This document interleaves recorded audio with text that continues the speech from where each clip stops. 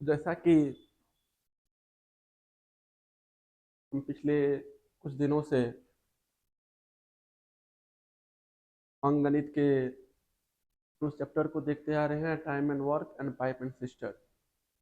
Time and work लगभग लगभग सारे कंप्लीट कर दिए जा चुके हैं। जितने भी टाइप के क्वेश्चन टाइम एंड वर्क के हो सकते थे वो सारे टाइप के क्वेश्चन कवर किए जा चुके हैं। पाइप एंड सिस्टम, पाइप और टंकी मेरा चल रहा है। सारे वीडियो जो है इंडिविजुअली प्लेलिस्ट में डाल दिया गया है, आप वहां से जाके देख सकते हैं। आज हम एक नया चैप्टर, एक नया यूनिट को लेकर के आए हैं जो कि एलसीएम और एचसीएफ का होने वाला है। एलसीएम एचसीएफ क्या है, ये कोई परिचय का मोहताज नहीं है। आप स्कूल लाइफ से भी एलसीएम और एचसीएफ को पढ़ते आ रहे हैं। आप बचपन से भी एलसीएम और एचसीएफ के बारे में पढ़ते आ रहे हैं। एलसीएम कैसे निकाला जाता है, एचसीएफ कैसे निकाला जाता है, आप देखते आ रहे हैं। नाम सुने हुए हैं, ये आप ये हम 100% कह सकते हैं कि नाम आप सुने हुए हैं। एलसीएम निकाला कैसे जाता है, एचसीएफ निकाला कैसे जाता है, ये भी आपको भली भांति आती होगी। आप बचपन से इस चीज को पढ़ते आ रहे हैं। आज इस इंट्रो वीडियो में आज इंट्रोडक्शन होने वाला है एलसीएम और एचसीएफ का। इसमें आज ऐसा नया क्या होगा जो कि हम सीखेंगे या जानने का प्रयास करेंगे। मेरा अब तक का वीडियो सीरीज में हम ये प्रयास करते हैं कि वास्तविक कंसेप्ट को समझते हुए हम जो है आगे बढ़े। तो जितने भी चैप्टर हम मैथ्स के, अंकगणित के लेंगे, सारे वास्तविक कंसेप्ट उस चैप्टर से रिलेटेड जो होगा वो सारे हम चीज़ें बताएंगे। फार्मूला का यूज़, ट्रिक का यूज़ हम नहीं करते हैं। वास्तविक जो फैक्ट्स है, जो वास्तविक रियल में जो कंसेप्ट है, उस कंसेप्ट के थ्रू हम आगे बढ़ते हैं। तो एलसीएम और एचसीएफ में आज ऐसा क्या नया होने वाला है, या एक दो दिन का जो इंट्रोडक्शन वीडियो चलेगा इसमें ऐसा क्या नया होने वाला है जो अब तक आप नहीं पढ़ते आ रहे हैं, उन सारी चीज़ों को इसमें हम जिक्र करेंगे और वास्तविक कंसेप्ट को समझने का प्रयास करेंगे। आखिर एलसीएम और एचसीएफ का एक्चुअल में मायने क्या है, क्या मायने रखता है, हम सब चीज जानने का प्रयास करेंगे। एलसीएम कैसे निकाला जाता है आप पढ़ते आ रहे हैं, लेकिन हम कैसे एलसीएम निकालते हैं वो एक नया तरीका तो हम नहीं कह सकते हैं, लेकिन आप लोगों के लिए नया जरूर होगा। एचसीएफ कैसे निकाला जाता है और मेरा क्या नया टेक्निक होगा, मेरा क्या नया तरीका होगा जो आप तक मैं पहुंचा पहुंचा सकूं, वो आप वीडियो के माध्यम से ही देख सकते हैं, जान सकते हैं। इतना मान के चलिए कि जो भी होगा कुछ नया जरूर होगा। तो चलिए आज का एक नया यूनिट, नया टॉपिक हम स्टार्ट करते हैं जो कि एलसीएम और एचसीएफ का होने वाला है।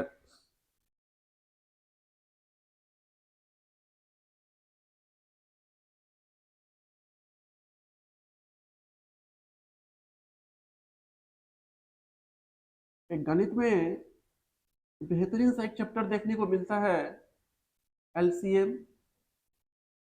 And HCF. LCM and HCF, इसी को इसी को हम हिंदी में संक्षेप में लॉसो लॉसो और मौसो बोल देते हैं। लॉसो और मौसो बोल देते हैं।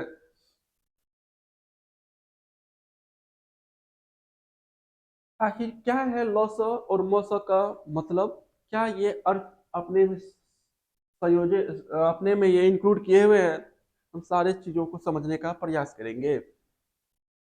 आइए पहले हम देखते हैं कि एलसीएम और एचसीएफ का फुल फॉर्म क्या होता है, लॉसो और मौसो का फुल फॉर्म क्या होता है, पहले ये जानने का प्रयास करते हैं। एलसीएम की अगर हम बात करेंगे, अगर हम एलसीएम की बात करेंगे तो LCM LCM that means LCM, that means L stands for L stands for lowest, lowest. C common, lowest common. M that means multiple. M that means multiple. यानी एलसीएम का फुल फॉर्म होता है lowest common multiple. इसको और भी कई नामों से जाना जाता है, जैसे जैसे list, list common, list common multiple, list common multiple. एक और नामों से इसको जाना जा सकता है, जाना जाता है smallest, smallest common, common multiple, multiple. ये है एलसीएम का full form, lowest common multiple, least common multiple, और हम कह सकते हैं ये स्मॉलेस्ट कॉमन मल्टीपल। ये एलसीएम का फुल फॉर्म होता है। आप बचपन से ये सारी चीजें देखते आ रहे हैं। हिंदी में अगर हम पूर्ण विस्तार की अगर हम बात करेंगे तो क्या होगा हिंदी में, लॉसो का पूर्ण विस्तार। तो इसको हम हिंदी में लिख सकते हैं, इसको हम हिंदी में लिख सकते हैं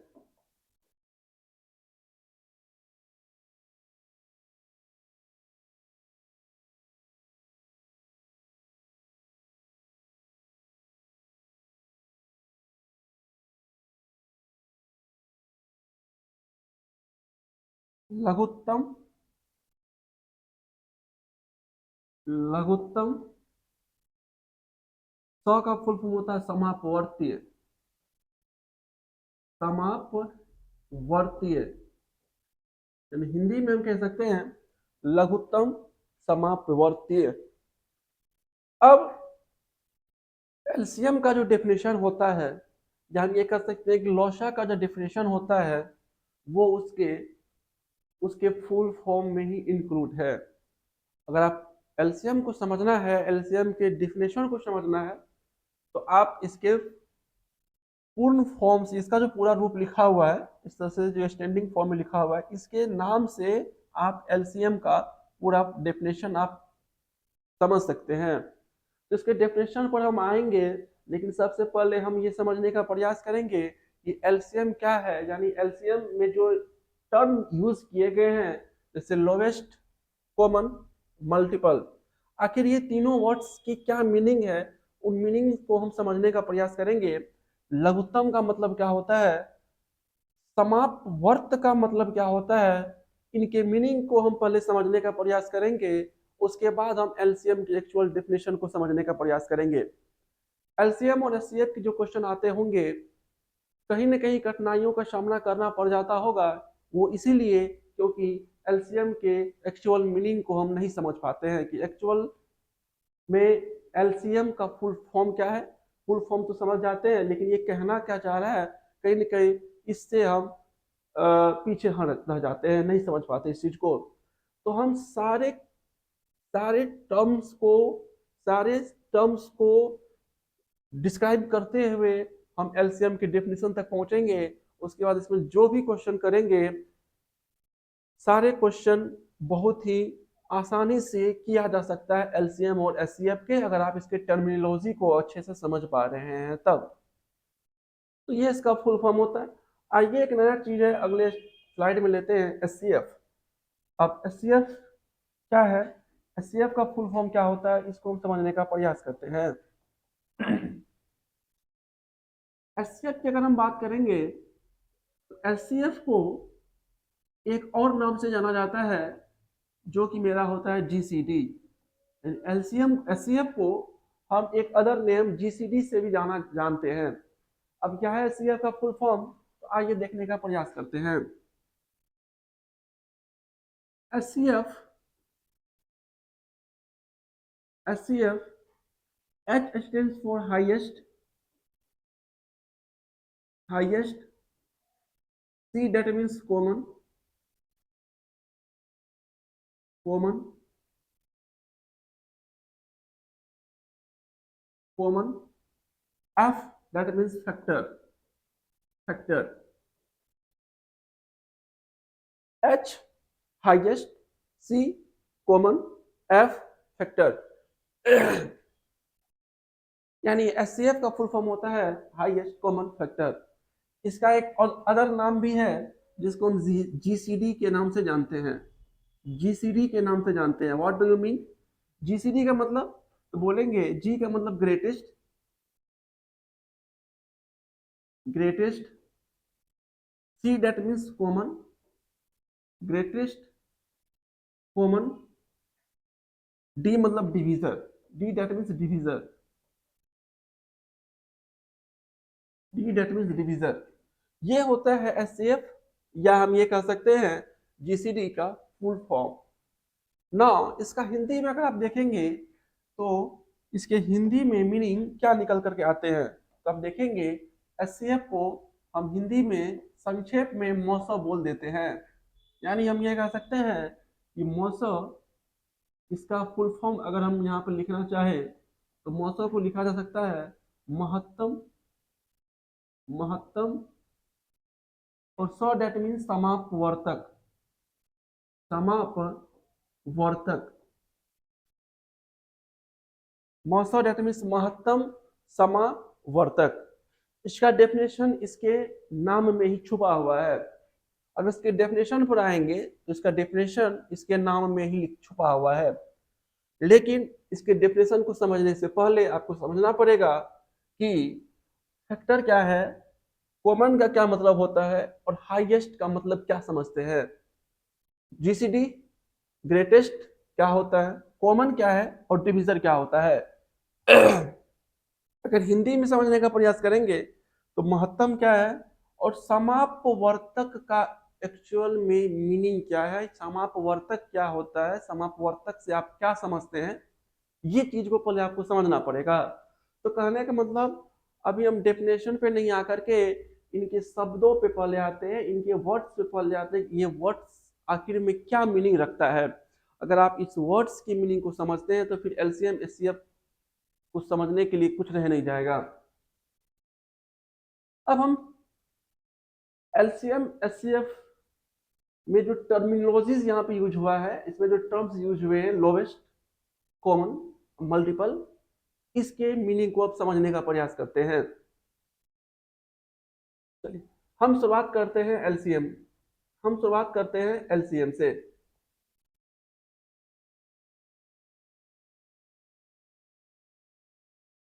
हम शुरुआत करते हैं एलसीएम से। एलसीएम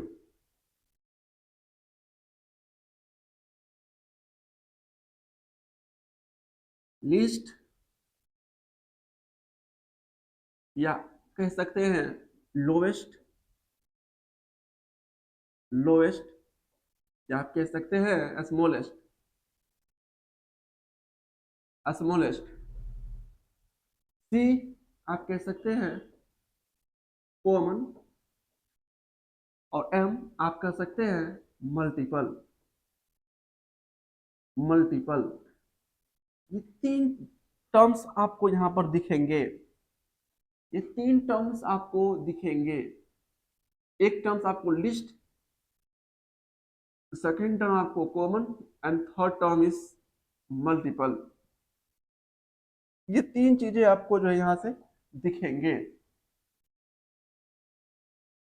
चलिए आइए हिंदी की अगर हम बात करेंगे तो हिंदी भी यहां से एक बार देख लिया जाए। लोसो दैट मीन्स लघुत्तम, लघुत्तम, समापवर्तीय, समापवर्तीय। ठीक है, आइए सबसे पहले इसके टर्म्स को समझने का प्रयास करते हैं। क्या टर्म्स है, क्या इसमें जो वर्ड्स यूज हुए हैं उसका मतलब क्या बनता है।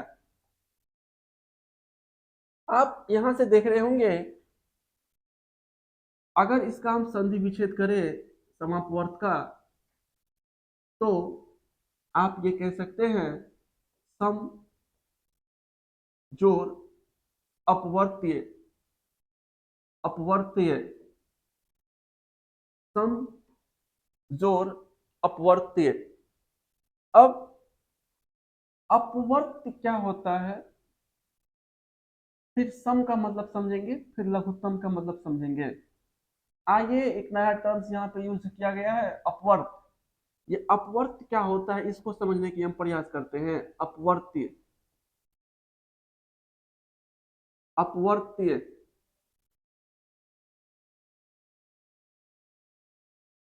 अगर आप अपवर्त कम सुने होंगे या नहीं के बराबर सुने होंगे, तो इसके बदले एक शब्द आप जरूर सुने होंगे, जिसको कि हम गुणज के नाम से भी जानते हैं, जो कि एक मेरा गुणज होता है।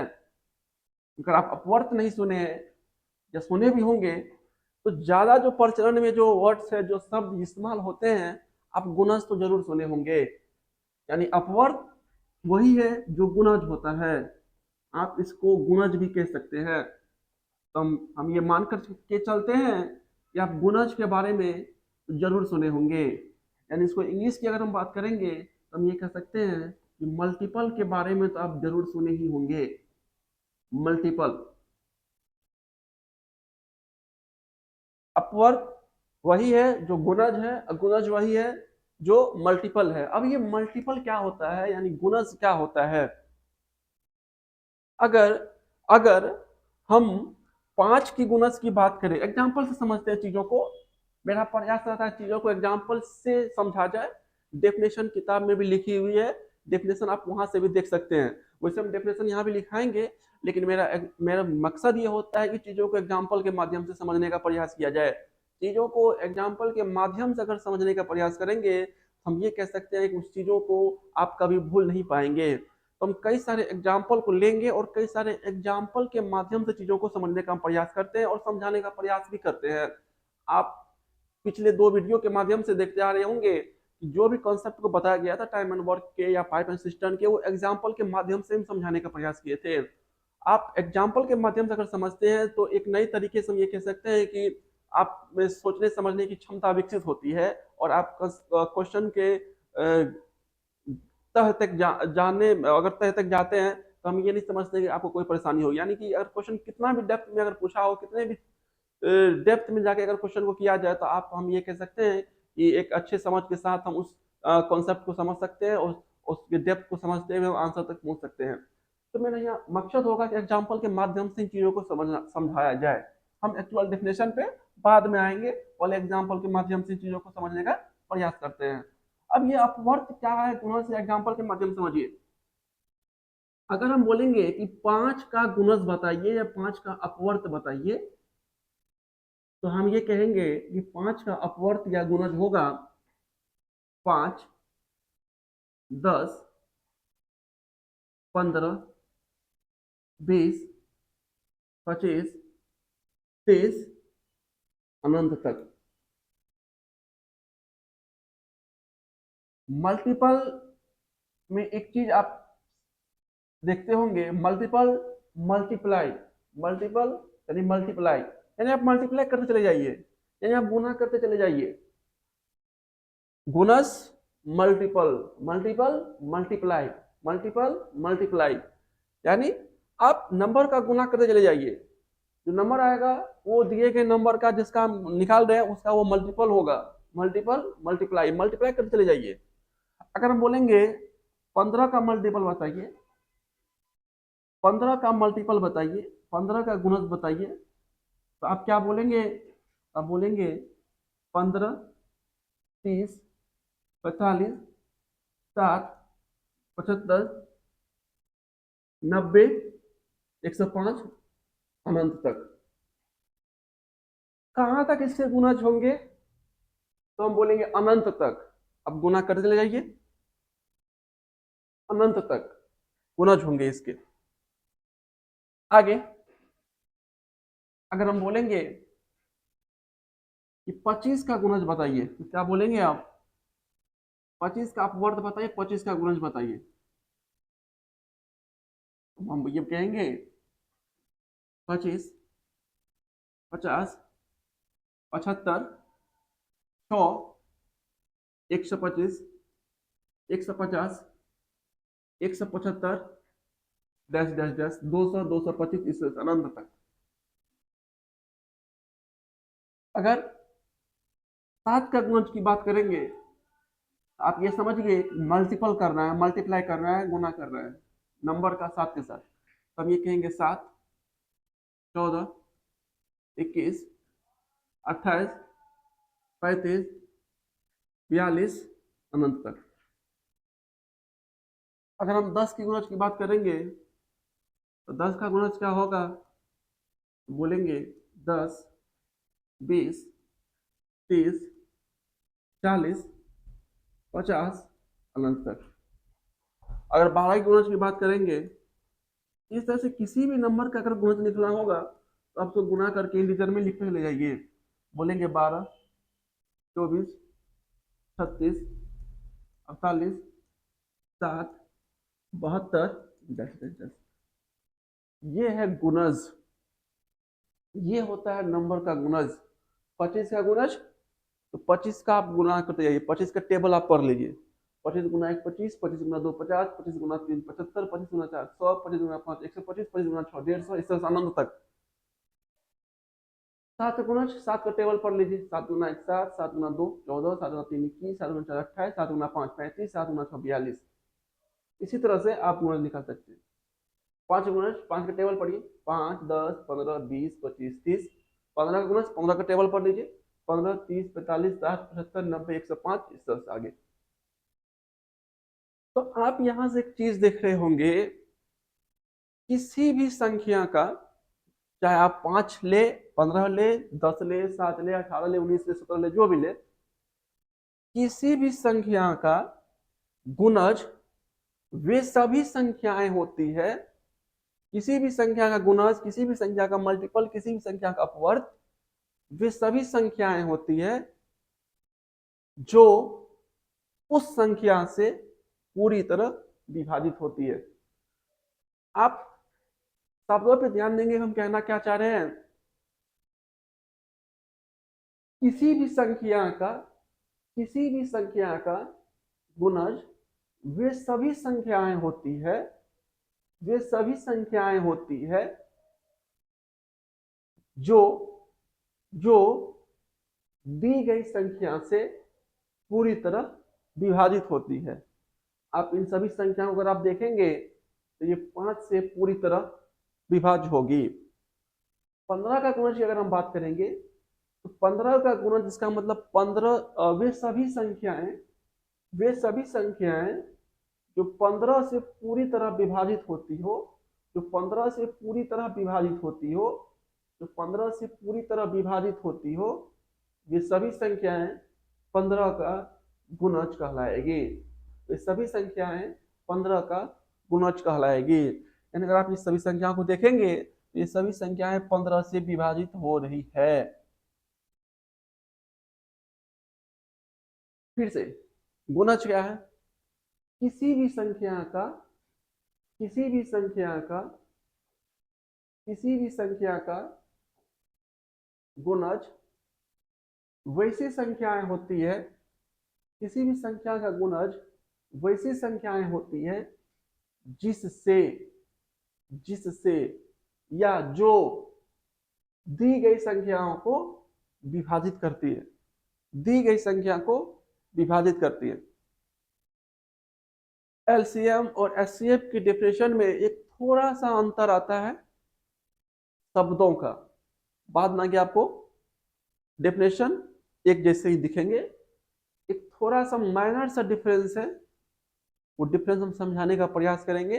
पहले आप गुणज को गुणज की डेफिनेशन को बारीक समझने का प्रयास कीजिए। दिख रहा होगा, लग रहा होगा आसान है, लेकिन आप जब डेफिनेशन देखेंगे एलसीएम एचसीएफ का, इस चीज को अगर आप बारीकी से नहीं समझ पा रहे हैं तो फिर अंतर करना मुश्किल हो जाएगा। फिर समझिए, गुणज किसी भी संख्या का गुणज, किसी भी संख्या का अपवर्ग, किसी भी संख्या का मल्टीपल, वे सभी संख्याएं होती है, वे सभी संख्याएं होती है जो जो दी गई संख्या से पूरी तरह विभाजित होती है, जो दी गई संख्या से पूरी तरह विभाजित होती है। वे सभी संख्याएं जो दी गई संख्या से पूरी तरह विभाजित होती है। तो आप इस तरह से गुणज देख रहे होंगे। अब यहाँ से गुणज या अपवर्त का डेफिनेशन लिखा जा सकता है। अब आप यहाँ से गुणज और डेफिनेशन के गुणज का डेफिनेशन लिख सकते हैं। गुणज क्या है? हम बोलेंगे अपवर्त, अपवर्त या गुणज, इसी को मल्टीपल कहते हैं। इसका डेफिनेशन आप यहाँ से लिख सकते हैं। वे सभी संख्याएं, वे सभी संख्याएं जो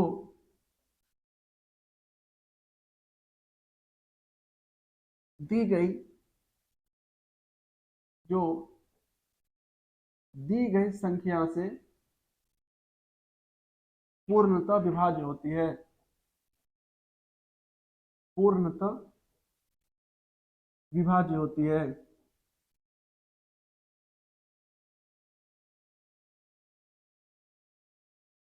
वे सभी संख्याएं जो दी गई संख्या से पूर्णतः विभाज्य होती है।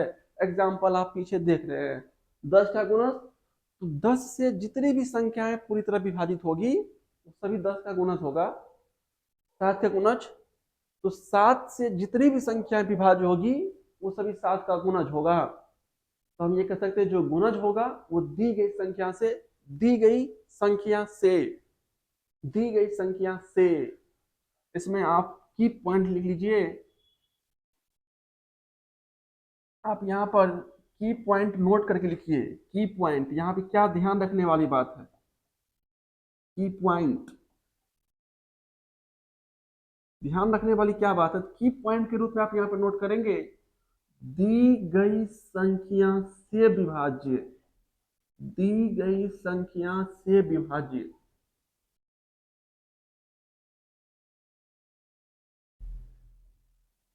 इस शब्दों को आप ध्यान रखेंगे कि दी गई संख्या से विभाज्य। जब भी आप प्रत्यागुलज की बात करेंगे की पॉइंट के रूप में दी गई संख्या से विभाज्य, आप क्वेश्चन पे आएंगे एलसीएम एचसीएफ का, तो फिर वहां पे एक कंफ्यूजन तो जरूर हो जाएगा कि एलसीएम निकालना है कि एचसीएफ निकालना है। तो एलसीएम निकालना है या एचसीएफ निकालना है, वो आपको यही की पॉइंट डिसाइड करेगा कि क्या निकालना है। तो दी गई संख्या से विभाज्य, इसका मतलब एलसीएम, यानी अपवर्त यहाँ पर भी कह सकते हैं। दी गई संख्या से विभाज्य, इसका मतलब अपवर्त यानी कि गुणज होगा। दी गई संख्या से विभाज्य जो भी नंगिया होगा, अपवर्त या गुणज। चलिए आगे आइए। अब आप समझ गए होंगे, अब आप समझ गए होंगे कि एलसीएम में ये मल्टीपल क्या मीनिंग रखता है। एलसीएम में मल्टीपल क्या मीनिंग रखता है। अगर हिंदी की बात करेंगे तो हिंदी में आप समझ गए होंगे कि ये अपवर्ती क्या मीनिंग रखता है। अपवर्त का मीनिंग समझ में आ गया होगा, ऐसा आप मान करके चलते हैं। की पॉइंट के रूप में याद रखना है, अपवर्त का मतलब दी गई संख्या से, दी गई संख्या से विभाज्य, दी गई संख्या से विभाज्य। अपवर्त यानी गुणज का रूप, गुणज का की पॉइंट दी गई संख्या से विभाज्य। अपवर्त का मतलब आप समझ गए होंगे। हिंदी में एक टर्म्स आता है, ये सम का क्या मतलब होता है? सम का मतलब क्या होता है? सम, अगर आप देखेंगे यहाँ पे तो आपको एक बेहतरीन सा शब्द दिख रहा होगा, सम। सम, इस सम का मतलब क्या होता है? सम, सम आप ले सकते हैं समान। सम बराबर समान के रूप में आप यहां से देख सकते हैं। समान बराबर, बराबर आप ये कह सकते हैं, बराबर। तो यहाँ से जो टर्मिनोलॉजीज यूज हुआ है आप नोट करके लिख सकते हैं। एलसीएम गुणज का जहां डेफिनेशन हुआ था उसके आगे आप नोट करके यहाँ से लिख सकते हैं की पॉइंट के रूप में आगे सम। सम का मतलब हम ये कह सकते हैं कि बराबर। आप यहाँ पे लिख सकते हैं सम, इसको आप समान समान या बराबर आप कह सकते हैं, बराबर, बराबर। ठीक है, समझ में आ गया। इंग्लिश की ओर अगर आएंगे, इंग्लिश की डेफिनेशन की ओर अगर आप आएंगे तो यहाँ पर कॉमन दिख रहा होगा, कॉमन। कॉमन का क्या मीनिंग है? कॉमन का मतलब क्या होता है? कॉमन से आप क्या समझते हैं? कॉमन किसको बोलेंगे? समान संख्या अगर कई सारे टर्म्स में मौजूद हो, कई सारे पदों में अगर मौजूद है समान संख्या, समान संख्या, वो तो कॉमन होता है। जैसे, जैसे आप समझे यहां से, जैसे अगर हम बोले 2, 4, 6, 8, 10, फिर अगर हम बोलेंगे 3, 6, 9, अगर बोलेंगे बताइए इसमें समान संख्या क्या है दोनों में? समान संख्या, बराबर संख्या है दोनों में, कौन सी है? तो आप बोलेंगे 6, 6, 6। इसी को हिंदी में बोलेंगे समान, समान, समान संख्या है ये, समान। इंग्लिश में इसको कॉमन बोल देंगे, कॉमन। कॉमन मतलब एक ऐसी समान संख्या जो सारे टर्म्स में मौजूद हो। हिंदी में अगर वास्तविक मीनिंग को देखेंगे, कॉमन का हिंदी होता है उभयनिष्ठ। उभयनिष्ठ मतलब एक ऐसी संख्याएं जो सारे टर्म्स में मौजूद हो, उसको उभयनिष्ठ बोलते हैं, उभयनिष्ठ। ठीक है, उम्मीद करते हैं समझ गए होंगे। तो कॉमन दैट मीन्स जो सब में मौजूद होता है। यहाँ पर है कि आपके इंग्लिश में टर्म्स देखने को मिलेंगे। जो टर्म्स होगा मेरा कॉमन, कॉमन।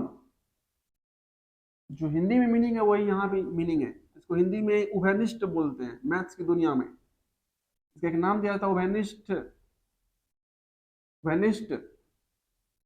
कॉमन मतलब समान संख्या सब में मौजूद हो।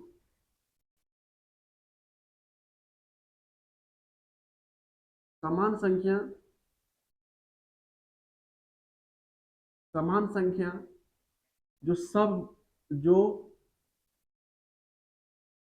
सभी में मौजूद हो, मौजूद हो, आप ये समझ सकते हैं, जो सभी में मौजूद हो।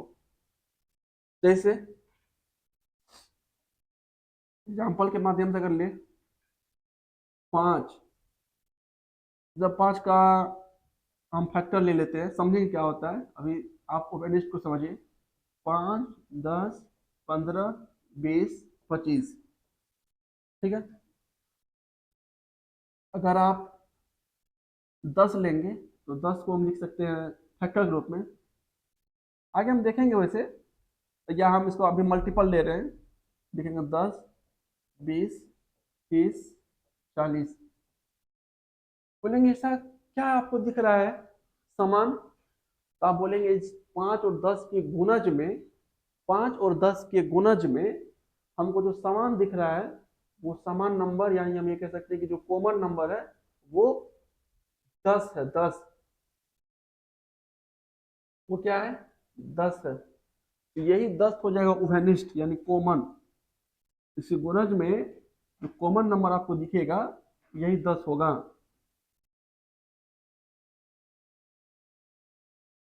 कॉमन आपको दिखेगा वो 10 है। यानी हम ये कह सकते हैं कि जो उभयनिष्ठ नंबर आपको दिख रहा है या जो समान नंबर दिख रहा है, उभयनिष्ठ जो दिख रहा है वो 10 है। या आप ये कह सकते हैं जो समान संख्या आपको दिख रहा है, जो समान संख्या आपको दिख रहा है वो क्या है? 10 है। अपवर्त समझ गए, यानी हम कैसे गुणज समझ में गए। अब गुणज में जो कॉमन शब्द यूज होता, एलसीएम में जो कॉमन शब्द यूज होता है, कॉमन वर्ड, उसका मतलब होता है कि एक ऐसा नंबर जो सब में मौजूद है। ठीक है, अगर हम समापवर्त हिंदी की बात करेंगे तो अपवर्त का मतलब समझ में आता है गुणज। यानी यहाँ पे हम लिख सकते हैं अपवर्त का मतलब, यहाँ पे आप देख लीजिए गुणज, ये गुणज लिख रहे हैं 5 का, ये 10 से गुणज है। गुणज उसमें है, या अपवर्त उसी में है सम, समापवर्तीय यानी सम जोड़ अपवर्तीय, 5 का अपवर्तीय हो गया। इसमें समान गुणज कौन सा है? ये 10 का अपवर्तीय है, तो 5 और 10 में समान गुणज कौन है या कॉमन कॉमन नंबर आपको क्या दिख रहा है? तो हम बोलेंगे 5 और 10 के अपवर्त में, 5 और 10 के गुणज में जो कॉमन नंबर दिख रहा है वही है मेरा 10। वो मेरा क्या 10, यानी बोलेंगे उभयनिष्ठ नंबर 10 है, कॉमन नंबर 10 है या समान संख्या 10 है। यह है समापवर्त का मतलब। चलिए फिर से समझने का प्रयास करते हैं। समापवर्तीय, समापवर्तीय संधि विच्छेद करेंगे, बोलेंगे समजोड़ अपवर्तीय, समजोड़ अपवर्तीय। सम का मतलब आप उभयनिष्ठ ले लीजिए मैथ्स की दुनिया में, वैसे सम मतलब समान, इसका भी मतलब होता है समान, उभयनिष्ठ समान, यानी समापवर्त का मतलब होता है समान अपवर्तीय, समान अपवर्तीय। अपवर्त मतलब आप गुणज समझ सकते हैं, यहाँ पे गुणज, गुणज समान गुणज या समान अपवर्त्य। जैसे जैसे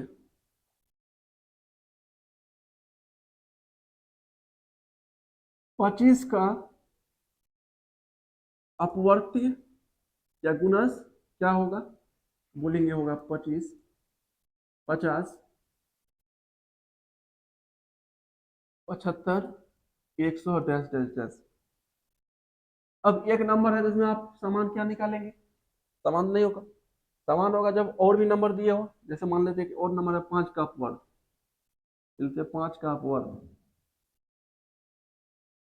या गुणज 5 का अपवर्त्य। क्या बोलेंगे 5 का अपवर्त? बोलेंगे 5, 10, 15, 20, 25, 30, इस तरह से आगे अपवर्त है। अब आप बताएंगे इस दोनों में समान अपवर्त्य आपको क्या दिख रहा है? मतलब एक ऐसा अपवर्त जो समान है, जो दोनों में है, या हम ये कह सकते हैं गणित की भाषा में कि उभयनिष्ठ अपवर्त आपको क्या दिख रहा है, यानी एक ऐसा नंबर, एक ऐसा गुणज जो दोनों के गुणज में, दोनों के अपवर्त में मौजूद हो। तो आप भली भांति यहाँ से देख करके कह सकते हैं, आप यहाँ भली भांति देख करके कह सकते हैं कि ये जो नंबर आपको दिख रहा है 25, 25 का अपवर्त में, और ये जो नंबर आपको दिख रहा है 5 का अपवर्त में 25, ये समान अपवर्त है, यानी हम ये कहते हैं उभयनिष्ठ अपवर्त है। दूसरा और कुछ दिख रहा है क्या? बोलेंगे हाँ, ये जो नंबर आपको दिख रहा है, अच्छा ये 100 है, ये यहाँ पर 100 होगा, 10 नहीं होगा। आपको फिलहाल अभी एक ही नंबर दिख रहा है 25, जो दोनों के गुणज में मौजूद है, तो आप यहाँ पे बोलेंगे 25 और 5 का समापवर्ती, समापवर्ती, समापवर्ती मतलब उभयनिष्ठ अपवर्त या समान अपवर्त आप कह सकते हैं किसका? 25 का और 10 का, वो हो जाएगा यहाँ पर 25। आप मीनिंग को समझने का प्रयास कीजिए। समान अपवर्त 25 और 5 का, अभी आपको जो दिख रहा है वो 25 है। अब 25 ही नहीं होगा, और भी कई सारे नंबर इसे समान अपवर्त के रूप में आपको दिखेंगे आगे। जैसे क्या क्या दिखेगा, हम कह रहे हैं, कहना चाह रहे हैं क्या क्या दिखेगा। अभी आपको 25 दिख रहा है, आगे और भी कई सारे नंबर दिख सकते हैं। देखिए क्या क्या हो सकता है।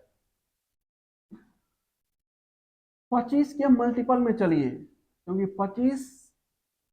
25 से भी डिविजिबल है, 25 से भी विभाज्य है, और ये 25 5 से भी विभाज्य है। 25 के मल्टीपल में आगे बढ़िए, 25 का गुणज निकालिए, तो आप बोलेंगे कि 25 का गुणज होगा 25, 25 का गुणज होगा 25, 50, 75, 100, 75, 100, 125, 150, 175 और आगे। ये क्या है? ये जो समापवर्ती आया है 25, उसका मल्टीपल है। मतलब क्या हुआ? जिस प्रकार से 25 यहाँ पे आपको कॉमन दिख रहा है, उसी प्रकार से जब आप आगे बढ़ेंगे तो आपको 50 भी कॉमन दिखेगा। यानी हम ये कह सकते हैं कि आगे जब आगे बढ़ेंगे आपको 50 भी, यहाँ पे जैसे 50 यहाँ दिख रहा होगा, 50 आपको आगे भी दिखेगा। कैसे? 30 के आगे 35, 40, 45, 50, 50 आएगा 5 के अपवर्त में, तो 50 भी आपको दिखेगा। फिर आगे बढ़ेंगे तो 25 के अपवर्त में आपको 75 दिख रहा है, तो 75 आपको 5 के अपवर्त में भी दिखेगा। 100 जैसे यहाँ पे दिख रहा है 25 के अपवर्त में, तो 100 आपको 5 के अपवर्त में भी दिखेगा। यानी हम यहाँ से ये निष्कर्ष निकाल सकते हैं कि जो समापवर्त है, समापवर्त का जो मल्टीपल होगा, समापवर्त का जो मल्टीपल होगा, समापवर्त का जो अपवर्त होगा, समापवर्त का जो गुणज आगे बनेगा, वो भी उभयनिष्ठ गुणज कहलाएगा या उभयनिष्ठ अपवर्त कहलाएगा। जैसे यहाँ 25 है, और आगे आप देखेंगे, अगर आप और आगे लिखना चाहेंगे, अगर 35 यहाँ देखने को मिलेगा, 35, 40, 45, 50, 55, तो 50 यहाँ दिख रहा है आपको, 50 यहाँ पर देख सकते हैं, 50 आपको दिख रहा है यहाँ, 50, 50, ये 50 क्या है? 25 का मल्टीपल है। तो आप ये कह सकते हैं कि समापवर्त में और भी कई सारे नंबर देखने को मिलेंगे। 25, 25 का मल्टीपल लीजिए, 25 गुना 1 25, 25 गुना 2 50, 25 गुना 3 75, 25 गुना 4 100, 25 गुना 5 125, 25 गुना 6 150। ये भी नंबर आपको कॉमन दिखेंगे। चलिए आगे आगे, हम एलसीएम के डेफिनेशन तक आना चाहते हैं। तो एलसीएम की डेफिनेशन तक पहुंचना मेरा मकसद है। इससे पहले मेरा मकसद है कि उसके शब्दों को समझा जाए, तब आप उसके डेफिनेशन पर आ सकते हैं। डायरेक्ट डेफिनेशन लिखा देंगे या बोल देंगे तो फिर यहाँ पे आने का, बताने का फिर कोई मकसद रह नहीं जाएगा।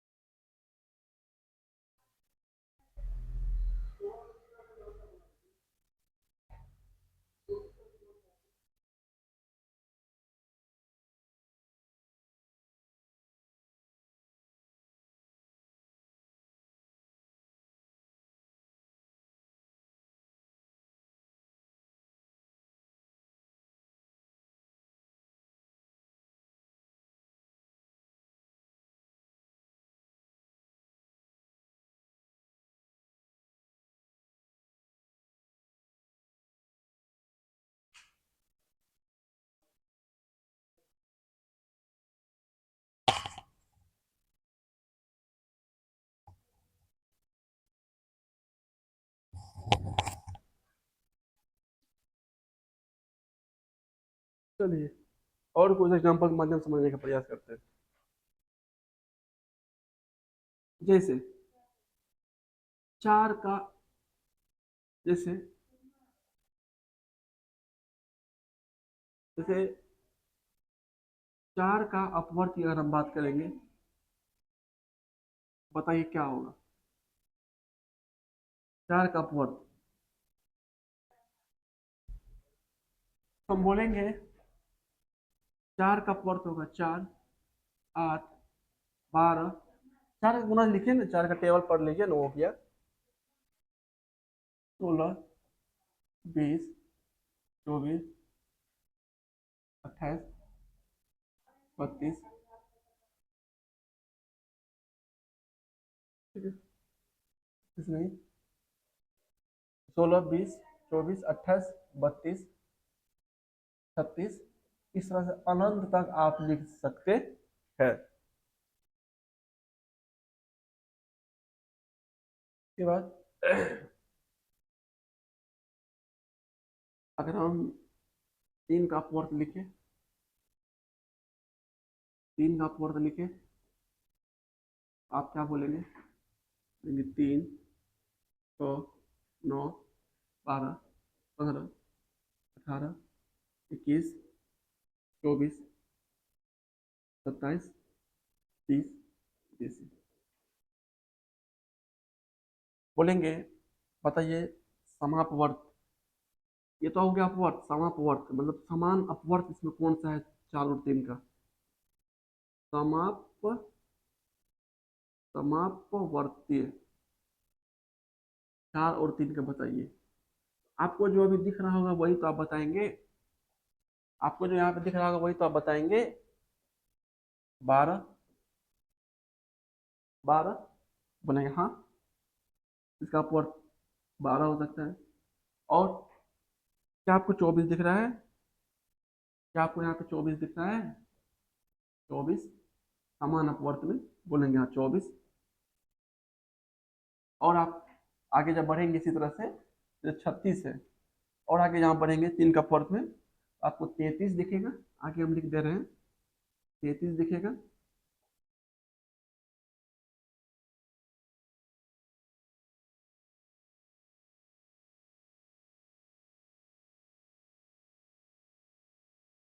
तो इसको हम आगे विस्तार करके लिखना चाह रहे हैं ताकि आप एक्चुअल मीनिंग को समझ पाए। मेरा मकसद है कंसेप्ट को पूरा क्लियर करवाना है। आगे और आप 3 का अगर अपवर्त लिखेंगे तो आपको दिखेगा 33, 36, 39 इस तरह से। इसमें आपको और कोई ओवेनिस्ट नंबर दिख रहा है, कॉमन नंबर आपको दिख रहा है तो बोलेंगे हाँ हमें दिख रहा है। क्या दिख रहा है? तो आप बोलेंगे कि 36 दिख रहा है। 36, 36, 36 दिख रहा है। तो आप समापवर्त में ले लेंगे 12 को, 24 को और 36 को। क्यों? समान अपवर्त है, यानी हम ये कह सकते हैं दी गई 2 या 2 से अधिक संख्याओं के अपवर्त में जो उभयनिष्ठ है या जो समान अपवर्त है वही तो समापवर्त होता है। वही तो समापवर्त होता है। दी गई 2 या 2 से अधिक, आपको कैसे संख्या में दिया जा सकता है? 3, 4, 5 संख्या दिया जा सकता है। दी गई 2 या 2 से अधिक संख्याओं के अपवर्त में जो समान अपवर्त है, जो समान अपवर्त है, जो समान अपवर्त है वही तो समापवर्त होता है। मैथ की दुनिया में समान को उभयनिष्ठ बोला जाता है। यानी यहाँ पे अगर आप समान नंबर लिख रहे हैं तो गणित की भाषा में उभयनिष्ठ नंबर बोला जाएगा। 4 और 3 के अपवर्त में उभयनिष्ठ अपवर्त, उभयनिष्ठ अपवर्त जो होगा वही तो समापवर्त है। अगर आप यहाँ से गौर कर पा रहे होंगे तो एक चीज आप यहाँ से नोट कर पा रहे होंगे कि जो समापवर्त होता है यानी जो उभयनिष्ठ अपवर्त होता है वो पहले उभयनिष्ठ अपवर्त का मल्टीपल है। जैसे देखिए, जैसे हम एग्जांपल के माध्यम से पहले हम यहाँ पे लेना चाह रहे हैं और आप समझने का प्रयास करेंगे भली भांति। आप दो देख रहे होंगे यहाँ से,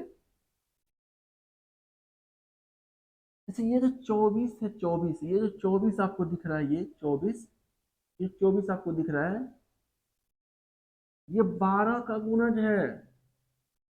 12 का गुणज है, गुणज 12 का गुणज है। इसके बाद जो आपको 36 दिख रहा है, ये 36, ये 36 जो आपको दिख रहा है, आपको एक चीज दिख रहा होगा, ये 36 जो है ये 12 का गुणज है। गुणज 12 का गुणज है, ये दिख रहा होगा आपको। समापवर्त, अगर एक अपवर्त मुझे पता चल गया तो इसके बाद कौन सा अपवर्तीय कॉमन है, समान है, वो हम इतना आगे कैलकुलेट ना करके डायरेक्ट हम निकाल सकते हैं। कैसे? जैसे 24 को अगर आप देखेंगे तो 24 जो है वो क्या है, तो आप बोलेंगे 24 जो है वो 12 का गुणज है, गुणज। 24 जो है वो 12 गुना, यानी इसको हम ऐसे लिख सकते हैं 12 गुना 2, 12 गुना 2 24। 36 की अगर हम बात करेंगे तो 36 क्या है, तो बोलेंगे 36 है मेरा 12 गुना 3। 12 क्या है, 12 गुना 1 है, 12 गुना 1। 12 क्या है, 12 गुना 1 है, ये 12 क्या है, बोलेंगे ये 12 है, 12 गुना 1। अगला समापवर्त क्या होगा, तो 12 गुना 2। अगला समापवर्त क्या होगा, तो बोलेंगे 12 गुना 3। इसी प्रकार से आप हमें बताने का प्रयास करेंगे कि अगला गुणज कॉमन क्या होगा, तो 12 गुना 2, 12 गुना 3, बोलेंगे 12 गुना 4। नहीं तो बोलेंगे अगला जो वेनिस्ट अपवर्त आएगा वो 48 होगा, और ये जो 48 होगा वो 4 से भी कटेगा, 3 से भी कटेगा। बोलेंगे अगला समापवर्त बताइए, यानी अगला एक समान अपवर्त क्या होगा, इसमें उभयनिष्ठ अपवर्त क्या होगा वो बताइए। क्या बताएंगे आप, तो आप बोलेंगे अगला जो आएगा वो क्या होगा। आप यहाँ से अगर देखेंगे तो आप एक चीज तो जरूर कहेंगे कि अगला जो उभयनिष्ठ अपवर्त होगा वो 12 गुना 5 होगा, यानी बोलेंगे 60 होगा। 60, 60 क्या होगा, 60 उभयनिष्ठ अपवर्ती होगा, एक समान अपवर्त होगा। अगला क्या होगा, इसी तरह से अगर अगला कहना होगा तो अगला हम कह सकते हैं कि अगला जो होगा वो क्या होगा, बोलेंगे 12 गुना 6 होगा, यानी 72 होगा। क्या, समापवर्त, यानी एक समान अपवर्त। यानी अगर एक अपवर्त समापवर्त अगर आपको पता चल गया, एक उभयनिष्ठ अपवर्त, एक कॉमन मल्टीपल अगर आपको पता चल गया, उसके बाद कौन कौन सा उभय अपवर्त, कौन कौन सा मल्टीपल कॉमन हो सकता है आप निकाल सकते हैं बिना अपवर्त निकाले। फिर तो सुनिए हम क्या कहना चाह रहे हैं कि अगर आपको कॉमन एक कॉमन मल्टीपल पता चल जाए तो उसके बाद कौन सा कॉमन मल्टीपल होगा आप फाइंड आउट कर सकते हैं। कैसे, तो जो कॉमन मल्टीपल आपको निकल गया है उस कॉमन मल्टीपल का गुणज निकाल दीजिए, उस कॉमन मल्टीपल का मल्टीपल निकाल दीजिए, वही तो कॉमन मल्टीपल होगा सब में। और मल्टीपल क्या होता है, ये सब जो मल्टीपल आपको दिख रहा होगा ये सारे मल्टीपल 4 और 3 से कंप्लीटली विभाज्य होगा। जो उभयनिष्ठ गुणज आपको दिख रहा है, एक अगर आपको पता चल जाए तो उस उभयनिष्ठ गुणज का अगर हम गुणज निकाल देते हैं, वो सारे गुणज दिए गए संख्या के गुणज में भी होगा, दिए गए संख्या के गुणज में भी होगा, हम ये कहना चाह रहे हैं। ठीक है, उम्मीद करते हैं बात यहां तक समझ में आई होगी।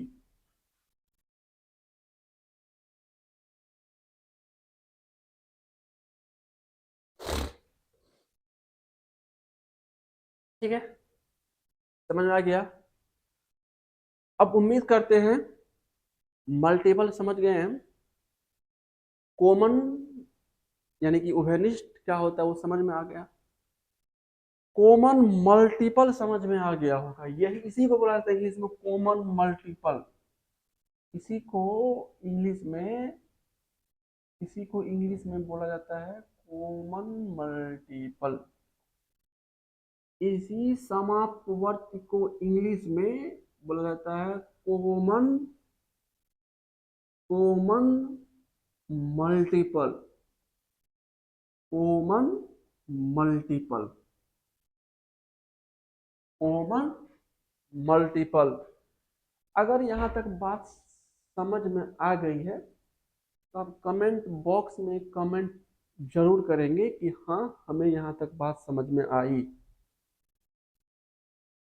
स्कूल की क्लास में, स्कूल में या बचपन में जब भी एलसीएम पढ़ाने की बात आती है तो इतना खोल के इस तरह से नहीं पढ़े होंगे या नहीं बताया गया होगा। डेफिनेशन, एलसीएम क्या है, निकालने की विधि, क्वेश्चन। एलसीएम का डेफिनेशन, एलसीएम निकालने की विधि, क्वेश्चन। क्वेश्चन कर लेना वो बड़ी बात नहीं है। गणित को समझना है तो उसके कॉन्सेप्ट को समझना पड़ेगा। क्वेश्चन फॉर्मूला लिखा करके क्वेश्चन कर देना, कर देने मात्र से आप गणित की वास्तविक समझ नहीं रख सकते हैं। आपको एग्जाम्पल के माध्यम से चीजों को समझना पड़ेगा। जितने ज्यादा एग्जाम्पल से आप खेलेंगे उतना ही ज्यादा कंसेप्ट आपका क्लियर होगा। ये मेरा मानना है कि जितने ज्यादा एग्जाम्पल से आप खेलेंगे मैथ के साथ उतना ही ज्यादा गणित पे, मैथ्स में आपकी पकड़ मजबूत होगी, उतना ही ज्यादा वो आपको अच्छा भी लगेगा वो सब्जेक्ट। तो एग्जाम्पल से खेलने का प्रयास कीजिए। डेफिनेशन फॉर्मूला किताब में लिखा हुआ है। तो ये हो गया मेरा कॉमन मल्टीपल। कॉमन मल्टीपल, अगर आपको कई सारे नंबर दे दिए जाएंगे और बोलेंगे आप कॉमन मल्टीपल बताइए तो हम बता सकते हैं। चलिए और एग्जांपल, एक और एग्जांपल, इसके बाद हम एलसीएम की डेफिनेशन पर आएंगे। चलिए एक और एग्जांपल देखने का प्रयास करेंगे।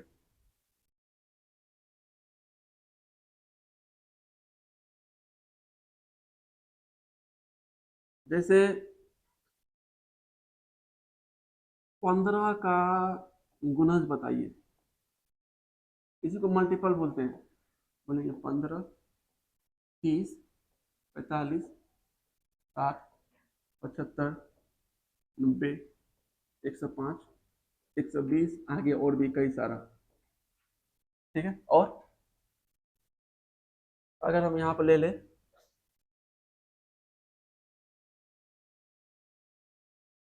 और क्या ले, 25 का ले लेते हैं। 25 का गुणज क्या बोलेंगे? बोलेंगे 25, 25, 50, 25 का टेबल पढ़ लीजिए। 75, 100, और 125, 150, 150, 175, ये सब मल्टीपल। क्वेश्चन है मेरा, क्वेश्चन है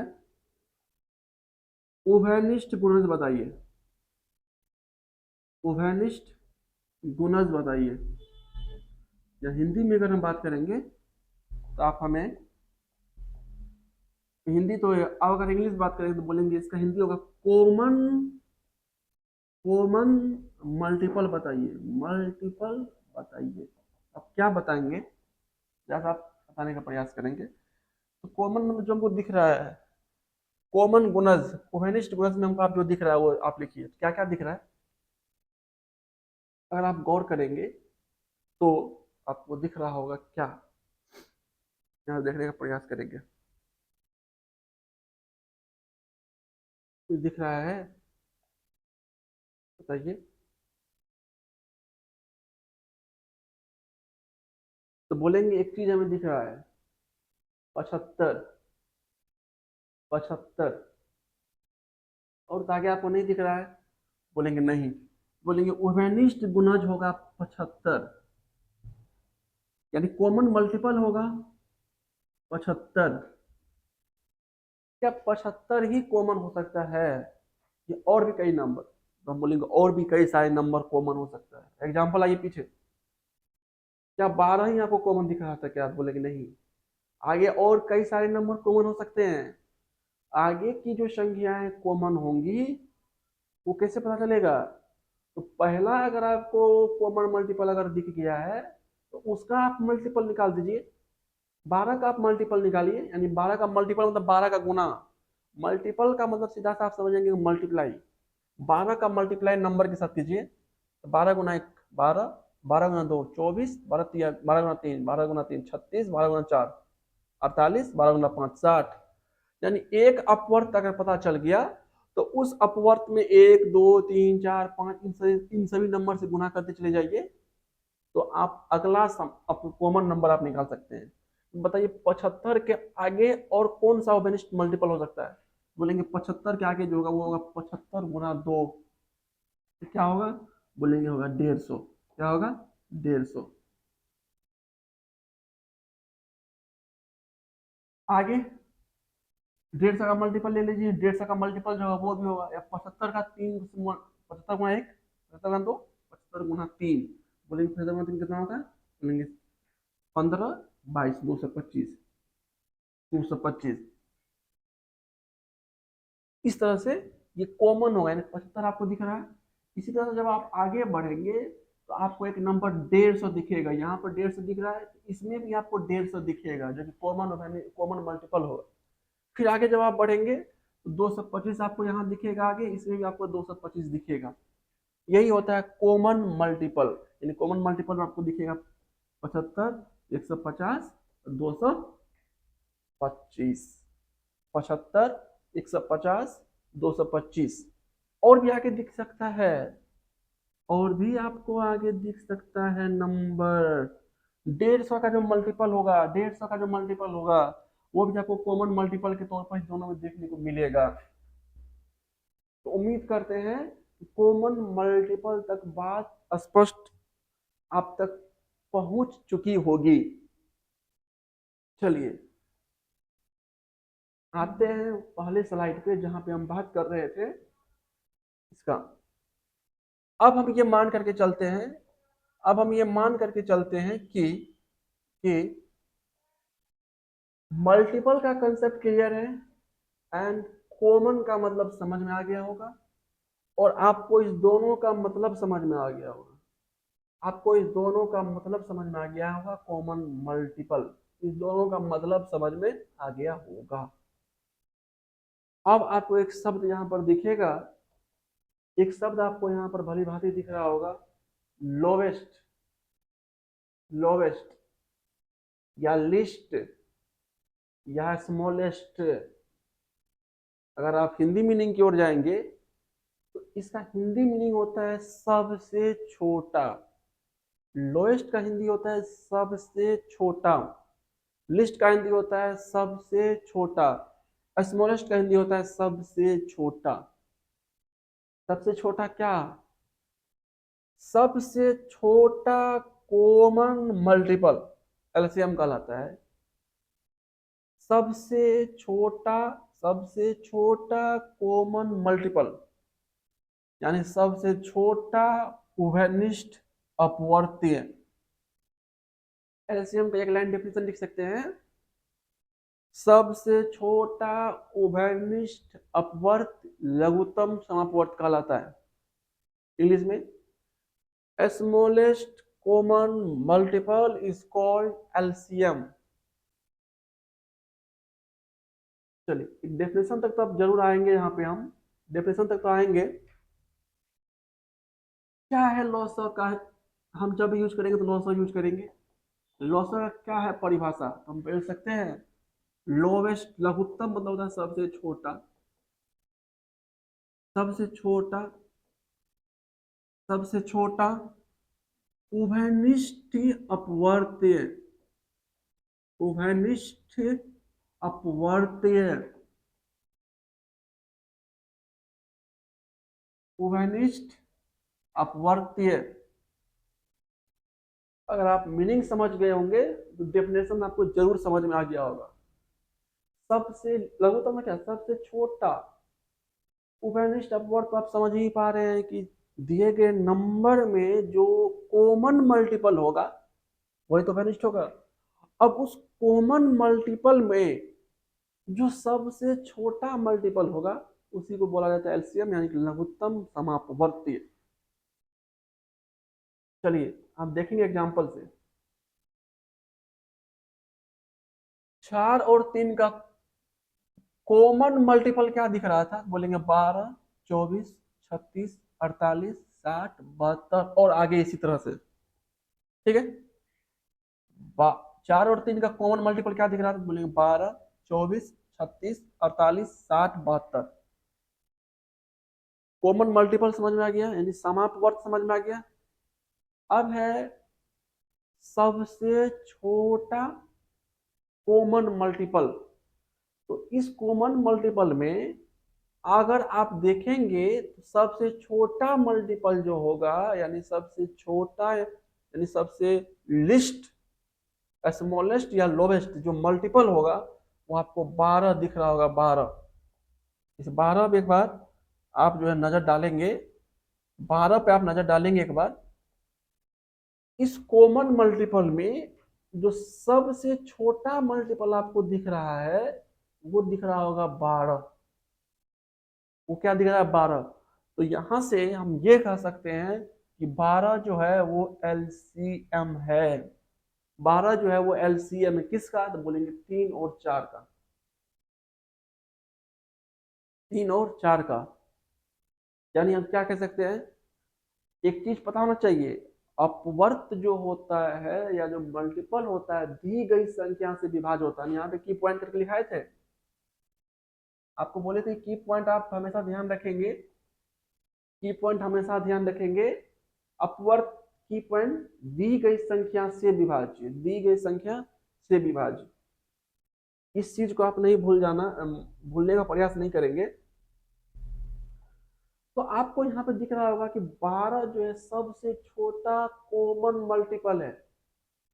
12 is the smallest common multiple या लोवेस्ट कॉमन मल्टीपल, यानी यही 12 3 और 4 का एलसीएम होगा।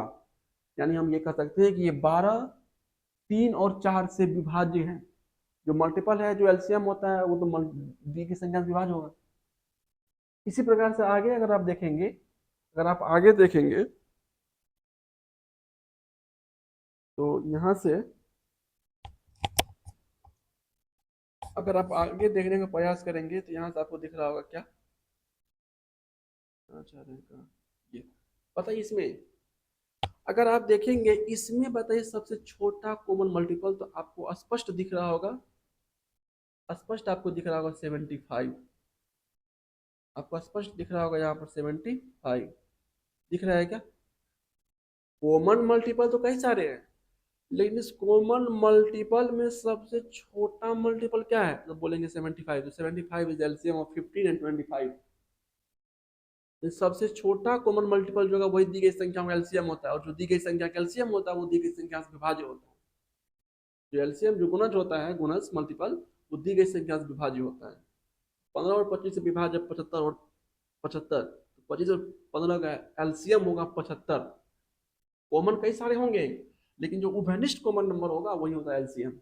यहाँ से कैल्शियम का डिफिनेशन आप लिख सकते हैं। एक और परिभाषा आपको दिख सकते हैं यहाँ से,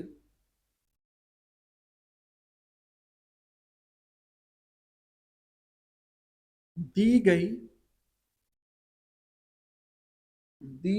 दो या दो से अधिक, दो या दो से अधिक संख्याओं, दी गई दो या दो से अधिक संख्याओं से विभाज्य होने वाली, विभाज्य होने वाली सबसे छोटी संख्या, सबसे छोटी संख्या एलसीएम कहलाती है। यानी ये कह सकते हैं कि लॉस ऑफ कहलाती है। जब भी एलसीएम निकालेंगे तो कम से कम दो संख्या होना चाहिए या दो से अधिक होना चाहिए, कम से कम तो दो होना ही चाहिए, दो या दो से अधिक संख्या होना चाहिए। तो दो या दो से अधिक संख्याओं से विभाज्य होने वाली सबसे छोटी संख्या एलसीएम कहलाता है। एलसीएम कहलाता है सबसे छोटी संख्या दी गई संख्याओं से विभाज्य। हम क्या बोले? दी गई संख्याओं से विभाज्य।